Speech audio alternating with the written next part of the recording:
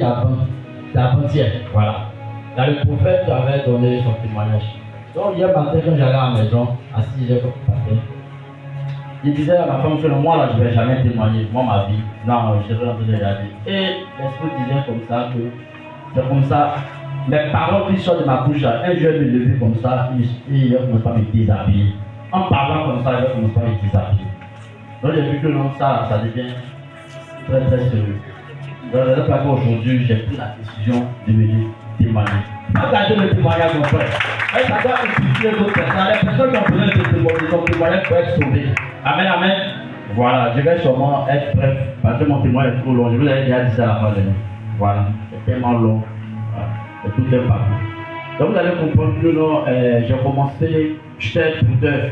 Mon nom de bouddha, c'est Empereur Shamacha Bessia, le capitaine des bourgeois. Voilà. Oui.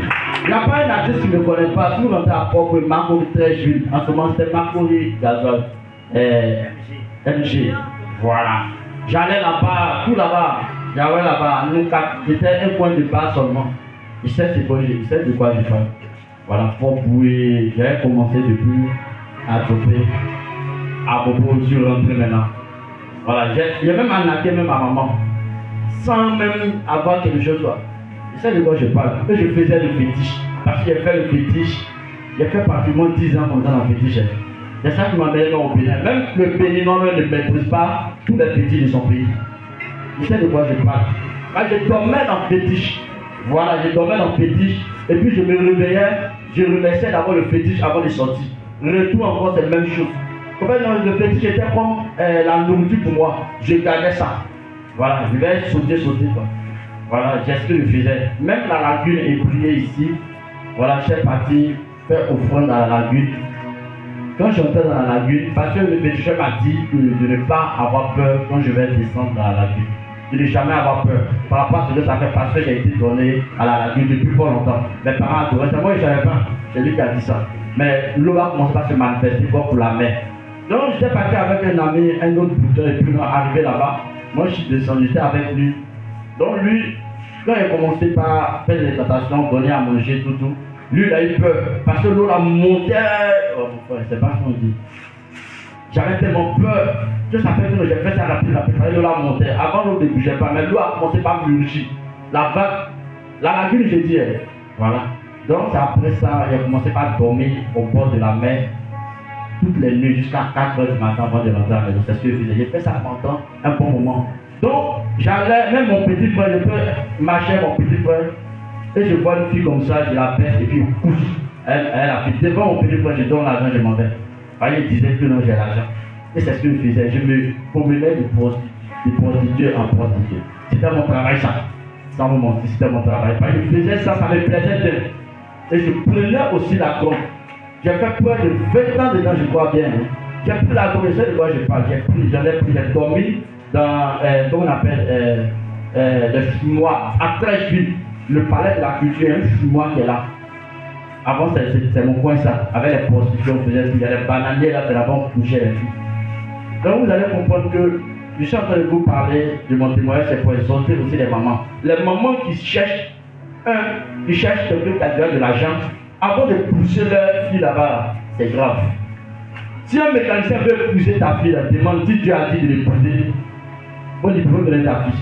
Parce que non, vous allez comprendre que quand on va dans la Bible d'origine, Adam et Ève là, Dieu n'a pas d'abord versé la richesse d'argent à Adam avant d'envoyer Ève là. Non.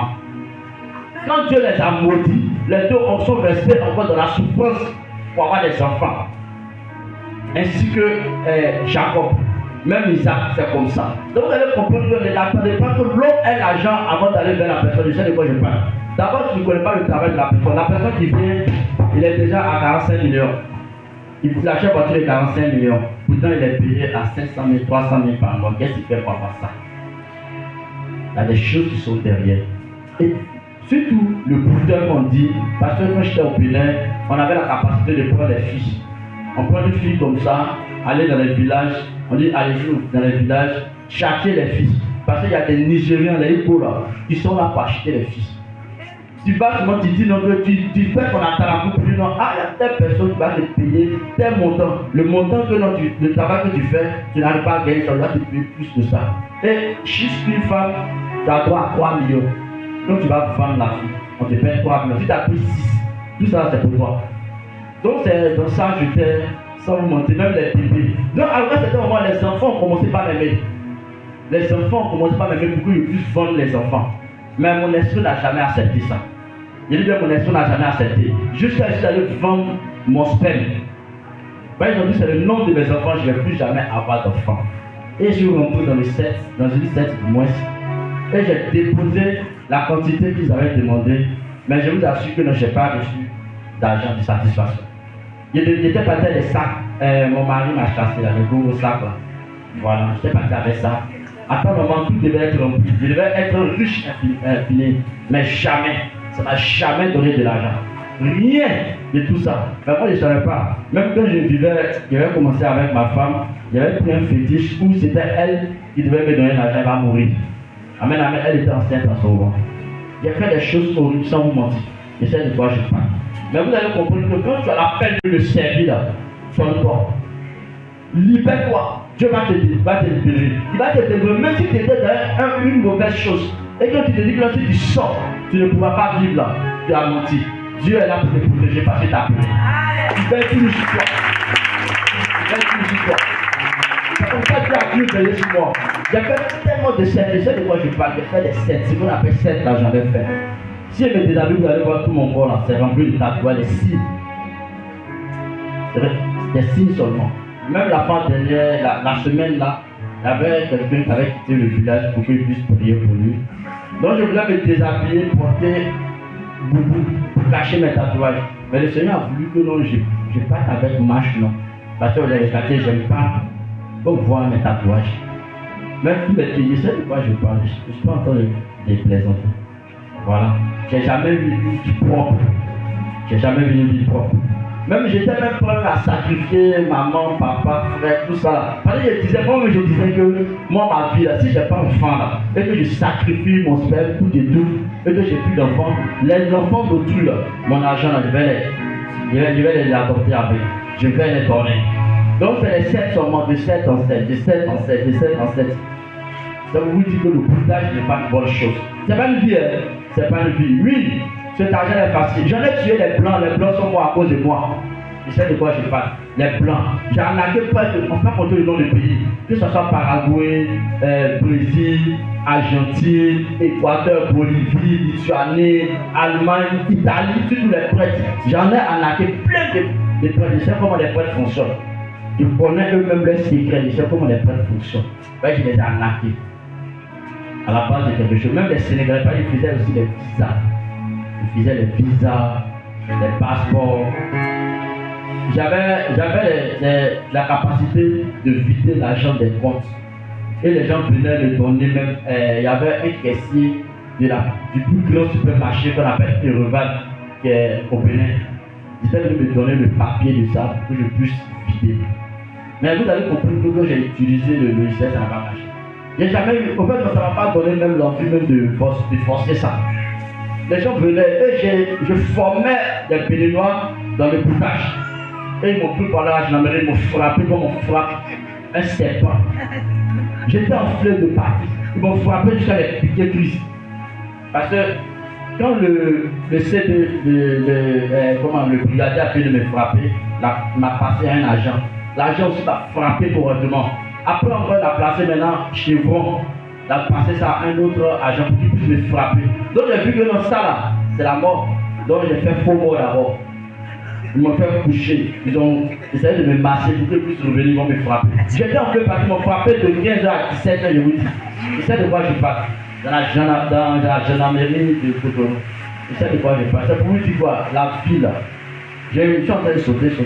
Voilà, la vie là. Sans Jésus, tu ne peux pas vivre. Sans Jésus, tu ne peux pas vivre. Je sais de quoi je parle. Sans Jésus, tu ne peux pas vivre. Parce que moi, j'avais la possibilité de. Non, tu ne peux pas me résister. Parce que il n'y a pas quelqu'un qui est clair pour moi. Parce que je prenais des produits. J'étais trop clair. Il y a des photos même qui sont là juste à présent.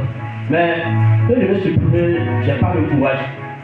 Les photos sont là. Tu peux, même blanc, même avec un peu de blanc. C'est ça de quoi je dis. Ah, il y a mon frère ici, des serviteurs ici, ils ont vu mes photos. C'est ça de quoi je parle. Est-ce que vous comprenez un peu? Donc c'est pour vous dire que j'avais beaucoup de choses à regarder.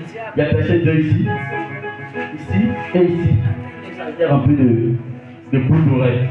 Voilà, je me baladais avec mes cheveux beaucoup. Et je me baladais avec. J'étais à l'aise quoi. J'étais à l'aise. Même quand j'étais même dans le monde, j'avais commencé par prendre mes meubles comme ça. Parce que j'avais un fétiche qui suçait mon sang. Et c'était ce qu'on appelle à 15. C'est un fétiche du Bénin 15. Voilà. Bah, lui il grandit. Au fur et à mesure de la manger, il grandit.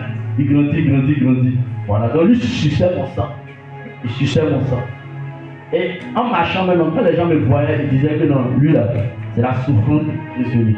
Parce que les gens disaient, ils voyaient la souffrance. Mais moi, je ne savais pas, je m'en foutais. Je prenais, c'était les petits ou rien. Tu sais de quoi je vous parle. Même j'allais, j'étais avec un autre encore producteur ivoirien qu'on appelait Nessie Delis. Lui, il a vidé l'argent de la société pour me suivre. Pour aller faire fétiche. Jusqu'à présent, il est encore là-bas. Encore il fait fétiche seulement. J'ai fait près de 10 ans au Bénin. Près de 10 ans au Bénin, j'ai commencé le fétiche ici jusqu'à en 2020 que j'ai eu Dieu m'a fait la grâce. Je suis sorti de là. Même avant de sortir de là, les femmes venaient me prêcher. Moi, je ne lisais pas la Bible, mais je prêchais aux femmes qui venaient me prêcher.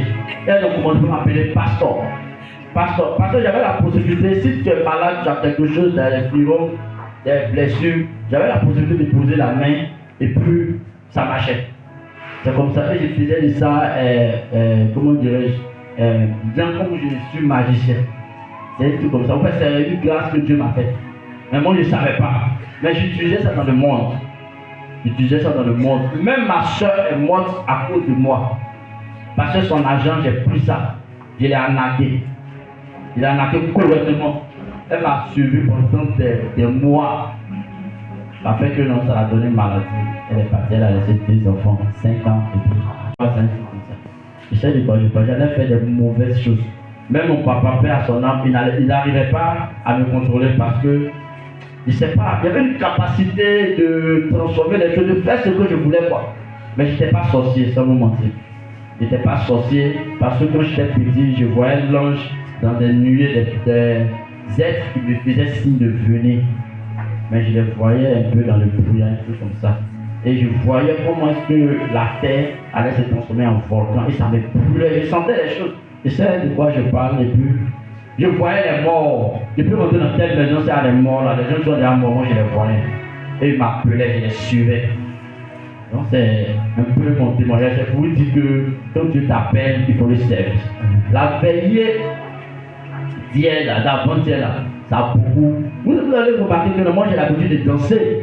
Je danse, ça sur moi-même dans le monde je dansais. Quand il y a trop dansé pour le diable, je dois danser pour Jésus. À chaque fois que les gens me voient, je dansais. Mais vous allez comprendre que pendant la veillée là, je n'avais pas eu le courage de danser. Jusqu'à le serviteur Clovis me demandait qu'aujourd'hui à tous mes sympas, j'étais un peu bizarre. Parce que la veillée c'était ma veillée. C'était ma veillée. Dieu a beaucoup changé les gens. Dieu a beaucoup changé les gens là-bas. Et vous allez comprendre que ça a apaisé. Que moi, je n'ai pas l'habitude de parler des missions. Même dans l'église où j'ai été consacré, je ne parle même pas de ça. Même, je ne faisais pas témoigner là-bas. Même pas. Mais c'est ici que j'ai commencé par faire témoignage.